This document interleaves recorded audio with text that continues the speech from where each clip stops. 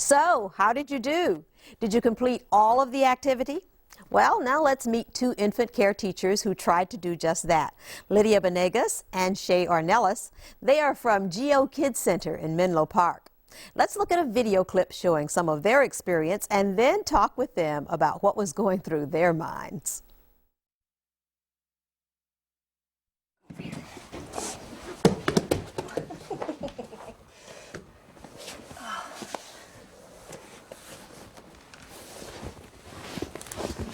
You okay? Often, what did you think of getting into here? What's in there? Oh, yeah, it would be good, huh? With some solution, bleach solution? Or even removing the mats at some point to keep the whole area.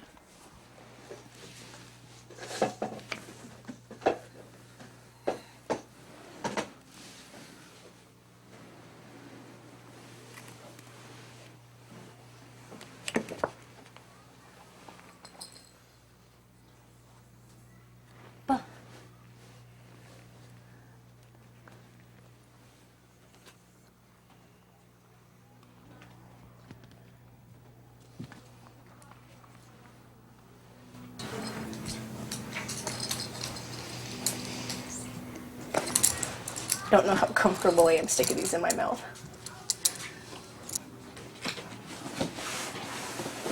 Uh-oh.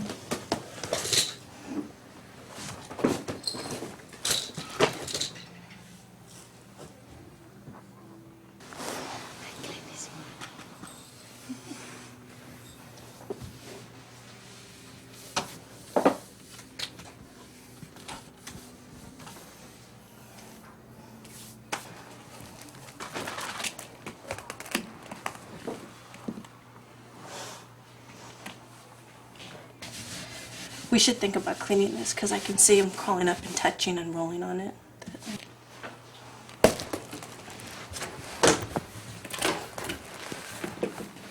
My ball.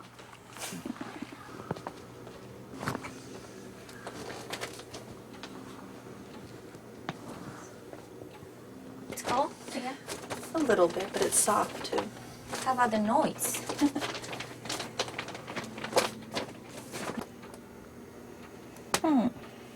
Smell bleach. Is it sticky? Feels sticky. Hope you wash your hands. I did.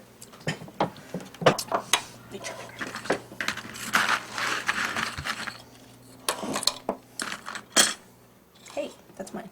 You have your own. Okay.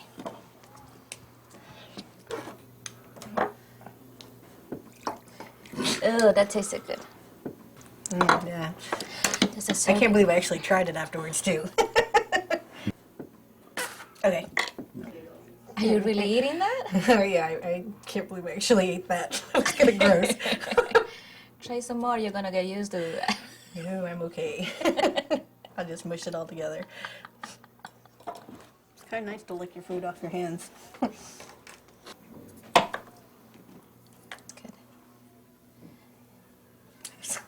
Look at you. Hello, friend.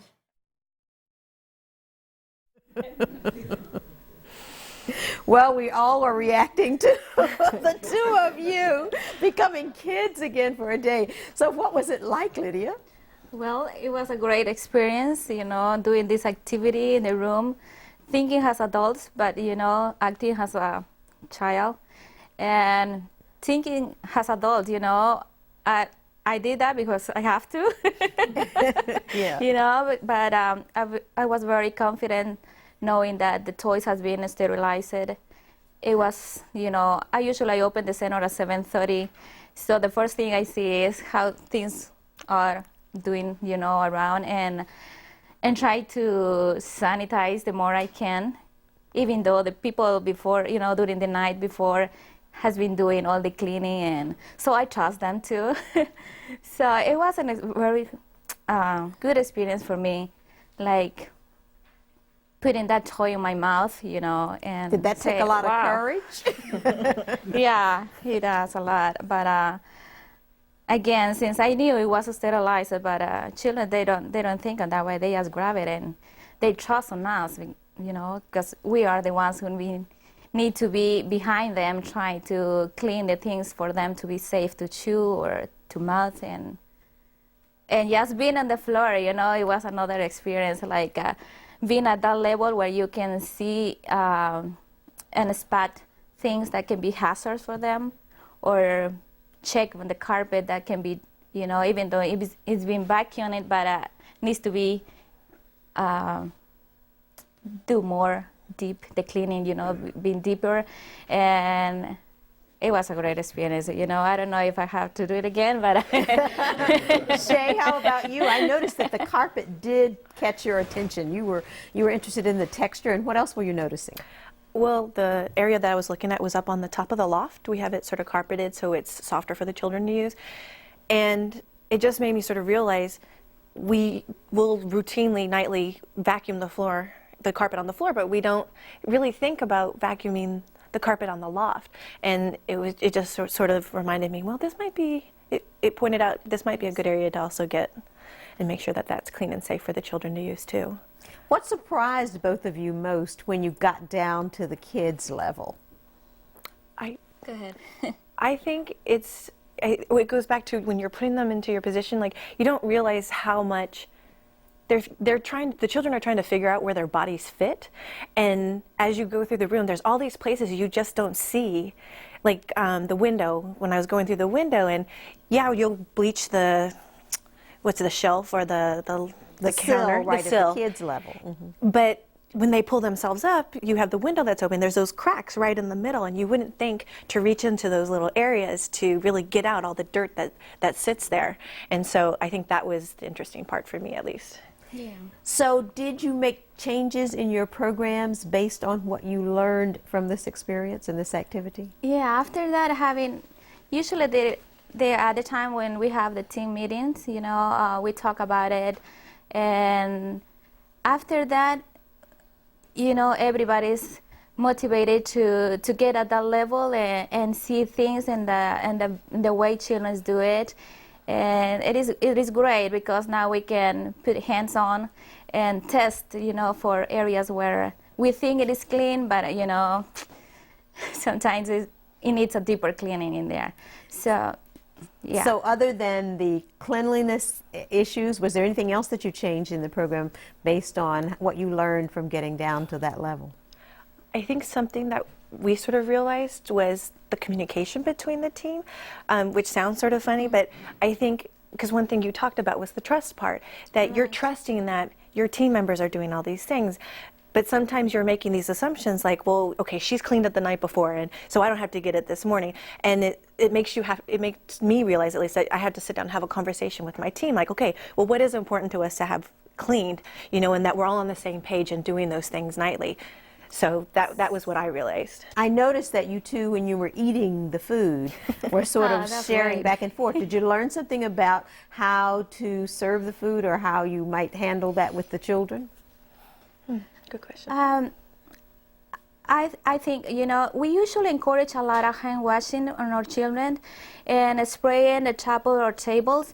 But for that activity, I learned, okay, it's not on the top of the table we need to spray on. It has to be on the edge, around, you know, and underneath. Yeah. Because even though we encourage them to wash their hands a lot, when they come back washing hands and have their meals, they put their hands in, you know, and you never know, germs are everywhere. So we need to be careful with that too.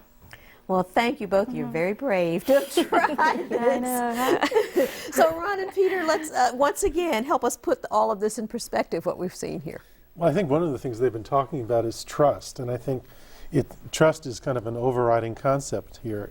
The parents are trusting you to keep it clean.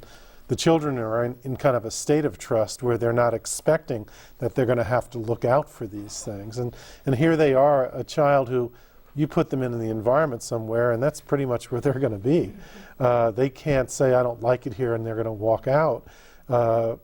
They might be in danger. They might be susceptible to germs and things like that.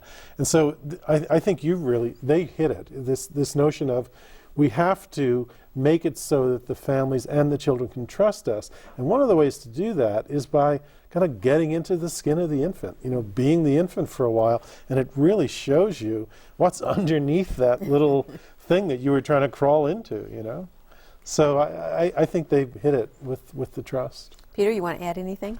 Well, I think it's really important, this whole idea of cleanliness, and we always have to be balanced about it. We can become too obsessive about it, and that isn't all there is to health and safety either. One of the things the guidelines point out, and also we point out in the PITC work, is how important things you don't usually think about: fresh air, the lighting. Those things influence health as much as anything else. So while we want to attend to hygiene, yes, that's very important. We want to also do it in a way that keeps the child front and center and meeting the child's needs, and think about the needs in a broader sense, because if we attend to those other kinds of things, it'll not only benefit the children but also the adults in the environment. All right, thank you both. Well, once again, we have a short clip to help give us some additional perspective. It's from the PITC video called Space to Grow.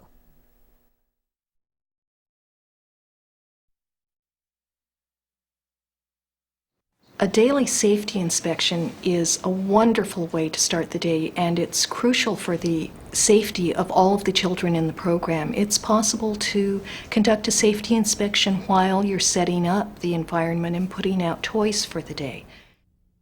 Check the walls and ceilings for peeling paint or wallpaper, splintering baseboards or molding. Inspect the floor for frayed carpet, bits of linoleum or chipped tiles. Bare floors should be dry and not highly polished to prevent slipping. Keep in mind that different surfaces and materials will require different types of care. The liquid that can be used for sanitizing is a bleach solution, which can easily be made. The solution does need to be made fresh daily because the chlorine bleach will evaporate. Carpets provide comfort and sound absorption, but they need to be vacuumed daily and kept clean. When it comes to preventing illness, frequent hand washing is most effective. Make sure the water heater is set to 120 degrees to prevent scalding. 140 degrees is recommended for washing dishes or toys in dishwashers. If cleaned by hand, first use soap and water and then disinfect with a bleach solution and air dry. If the toys still smell like bleach after they've air dried, they can be washed again just to remove some of the odor and make them more pleasant for children to use. The diapering and food preparation areas need to be separate and each have its own hot water.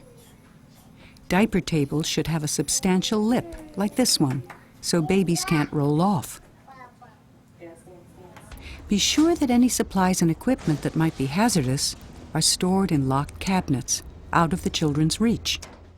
Having the environment be safe and healthy doesn't mean that it isn't going to be interesting. We don't want to create a hospital-like sterile environment. What we want to do is minimize children's exposure to infectious diseases and to safeguard them from injuries as much as possible. For children under 18 months, climbing structures, ramps, and slides should be no higher than 2 feet. For those 18 to 36 months old, 3-foot slides are fine. Outside, grass can help to soften short falls, but additional cushioning material is required under climbing structures. You're gonna climb like a horse? There are a variety of commercial cushioning products to choose from. Play areas must be properly fenced. Never use toxic fertilizers, pesticides, or other chemicals, and remove irritating, poisonous, or dangerous plants. You can get a list of them from the health department. When children are outdoors, it's important to notice what's in bloom and what might be creating allergy issues for children. Look at all equipment and materials stored outside. Are there sharp edges? Would anything be dangerous for a child if put in the mouth? Do children have access to unsafe pressure-treated lumber? Is the sandbox clean and covered at night? Is there standing water that could prove hazardous? Removing hazards not only makes the environment safer, but also creates a more positive emotional climate.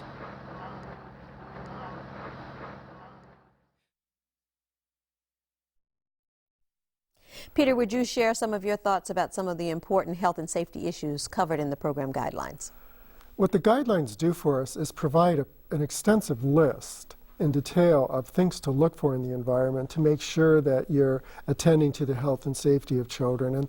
And many of the things that we point out in the video come across too. You need to look at all those kinds of aspects that came up in the discussion. Where are the surfaces that the children are coming in contact with?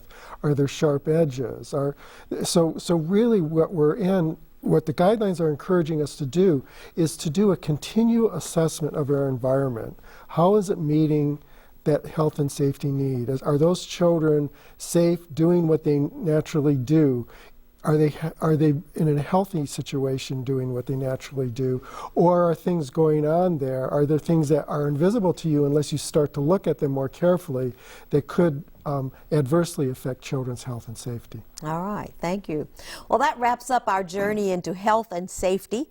I encourage you to review it further on your own time. Let's move on now to look at the next section, one that deals with caregiving environments.